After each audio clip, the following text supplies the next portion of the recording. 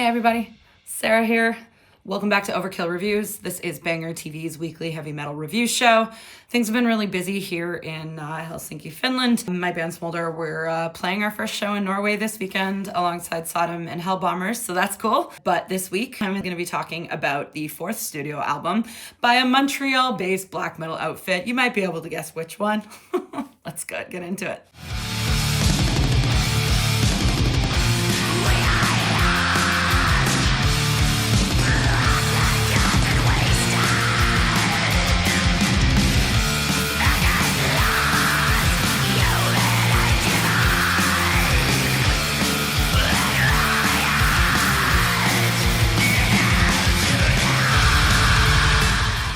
That was the track Aristocratic Suicidal Black Metal from the band Spectral Wound's fourth studio album, which is called Songs of Blood and Mire, and it's out now via Profane Records.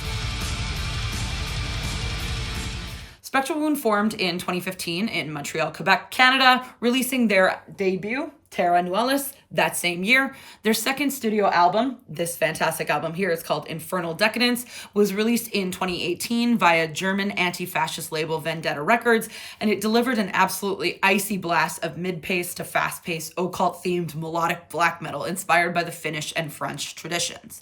And it saw the band get scooped up by Canadian label Profane Records, who released their 2021 album, A Diabolic Thirst. We actually reviewed that one on Banger as well. Blaine did that review. You can definitely watch it after you've finished watching this review. That album was their best reviewed record so far, at least according to the Metal Bible, which is known as Metallum, and was followed by comprehensive touring. Now we have arrived at album number 4, dubbed Songs of Blood and Mire. On their fourth studio album, do Spectral Wound surpass their pinnacle? What do they switch up, if anything? Let's find out. I'm going to kick off this review with a description of the sound and also with some context. So I've been a big fan of Spectral Wound for some time, and I really loved their second album. I've already made that very clear, but it was a big improvement and jump up from their debut, Terra Nullis, which was a lot more like punk, black and roll inspired, getting into the black metal style. And Infernal Decadence ended up hitting my best of 2018 list, and I also featured it heavily in Cassette Cult. Brand new album by Montreal's own Spectral Wound. Talked about this one on Cassette Cult, also have it on vinyl. There's a reason why Infernal Decadence, I think, is probably the best black metal album of 2018. The only other one that comes close is the new Immortal, which I don't have physically as of yet. In that episode of Cassette Cult, I compared the band sonically to Migwa, Sargeist, and Dissection, and that rings true to this day. This is great, shrieking, melodic, malevolent black metal. It's got stuff in common with a band that is very popular right now. That band is Migwa. Also, a lot of things in common with Finland's own Sargeist and bands like Dissection, who I think all of you know and love. And if you don't worship them, then you are kind of crazy because they're rad. However, this is important. When the third Spectral Wound album came out, I listened to it, I bought it, and I find myself not being able to really remember anything about it. Whenever I've listened to the band in the last couple of years, I have almost exclusively listened to Infernal Decadence. However, before I get into why that's important, I want to talk about what works for the band, because Spectral Wound is really strong at making this like very atmospheric, malevolent blend of like mid-tempo to high-tempo black metal with these thin, high-string guitars, and it just sounds icy and howling and relentless. So all those things are a thumbs up. And on the previous album, Diabolic Thirst, the thing that they did improve from the second record was that the mixing and mastering was better, and that all of the instrumentation in the band, including the vocals of their vocalist Jonah, were better placed in the mix. So you just were able to hear everything shine simultaneously. So all of those things are a thumbs up. And on this record, the brand new one, Songs of Blood and Mire, that tradition continues. I'm going to show you an example of what I mean sonically from the song At Wine Dark Midnight in Moldering Halls. And yes, all the song titles are that long. Don't be a hater. I think it's fucking sick.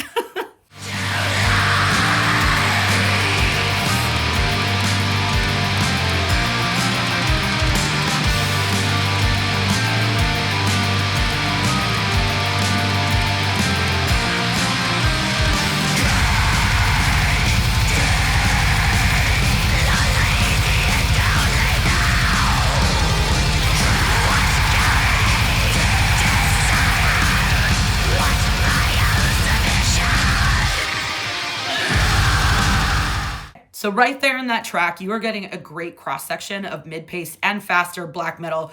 You're hearing the howls. You have this great mix that allows every instrument in the band to shine individually, but working together cohesively as a piece. And I think that Spectral Wound had nailed this exact thing already by their third album, A Diabolic Thirst, the one right behind me. So what you're hearing now is more of the same, which is totally fine. A lot of people might love that. The band isn't reinventing the wheel or their own wheel. Instead, they're performing functionally excellent black metal. And on that note of functionally excellent black metal, I want to talk about the riffs specifically now. This point is very important to me because for me personally, the best black metal is just absolutely laden with memorable riff after memorable riff. I think a really good example of an icy black metal album with truly amazing riffs is Immortal's enduring classic, At the Heart of Winter. And this album is on my mind right now because I saw Bath playing an Immortal set at Helsinki Metal Festival a couple of weekends ago. And when he ripped into that riff from Where Dark and Light Don't Differ, it made the entire crowd go berserk. And it was really fun. All of us were like moshing and headbanging, and that was great. And that, for me at least, is the most important part of melodic black metal, which is this atmosphere and tension building via these icy riff blasts, which are super like catchy and just fun to listen to. And in that department, Spectral Wound is consistent. And don't get me wrong, I don't think that they're yet at the Heart of Winter level of riff memorability, at least not yet, but they clearly understand the importance of this strategy within the context of black metal, and they're writing good hooky riffs that are giving their music some catchy, like stadium-esque balls. And I think that that's a great strategy because they're also fast growing. Let's listen to one such riff.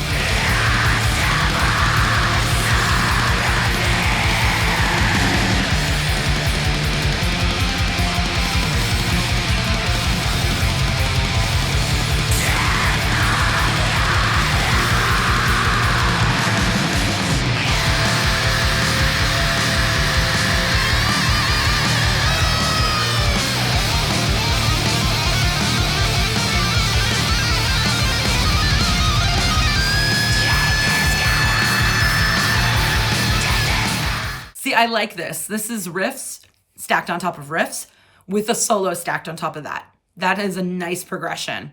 And now we're going to listen to more riffs, this time from the song 12 Moons in Hell, which goes very nicely from just like blasting icy violence into quick and subdued with the same riff repeating itself.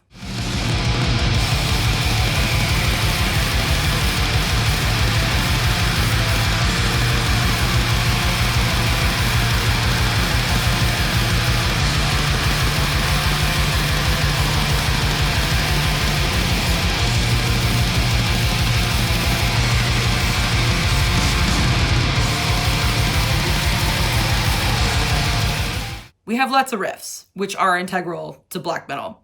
But next up, I want to talk about the most important thing for me personally as a music fan, which is what is happening on this album that is memorable, interesting, unique, or has the band not done before that they do well on this album.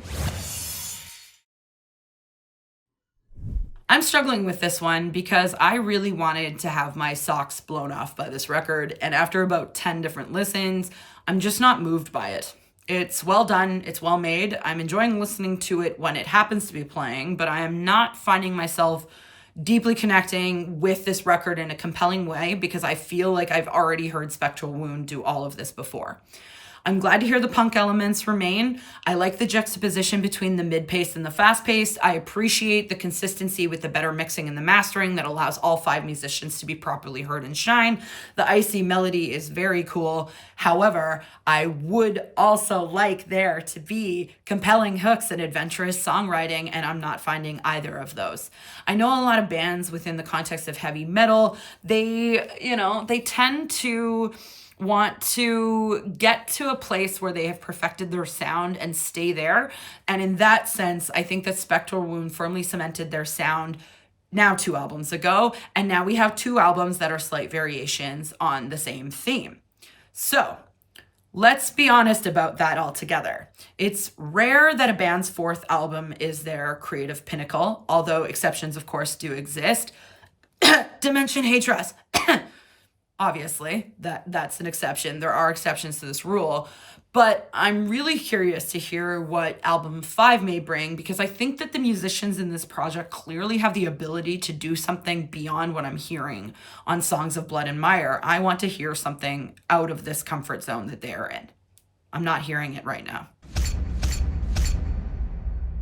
I am struggling with this rating. I like Spectral Wound. I want them to succeed. I think that they've put out consistently high quality albums that are resonating with black metal fans.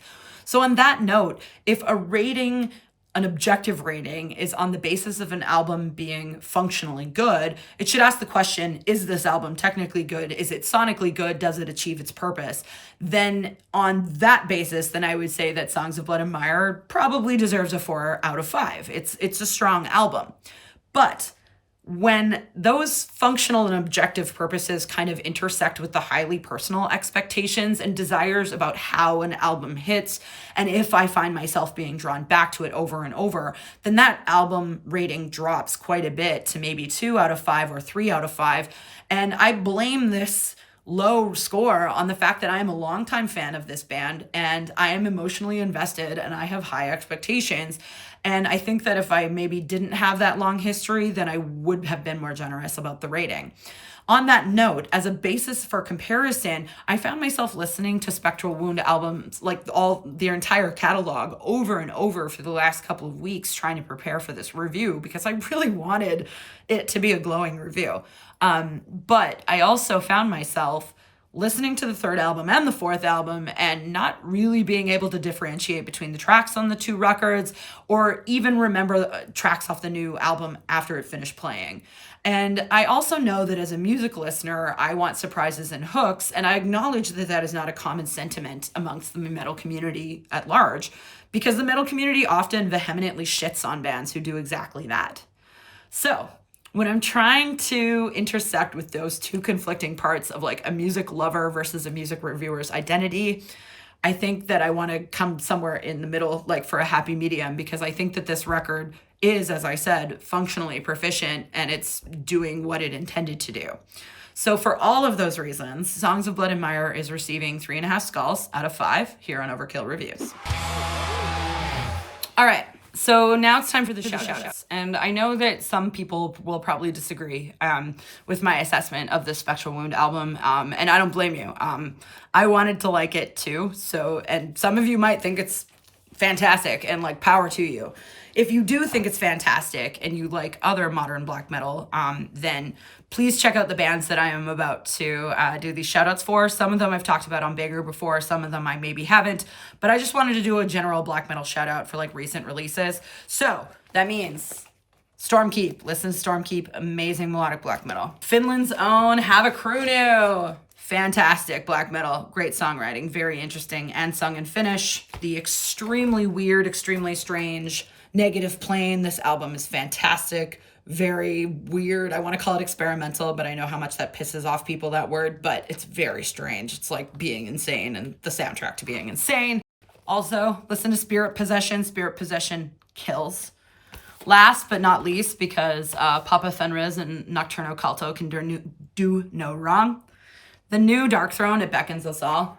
It's actually really good, and I think that yeah, you should check it out, even though it's not black metal the way that all these other things are black metal.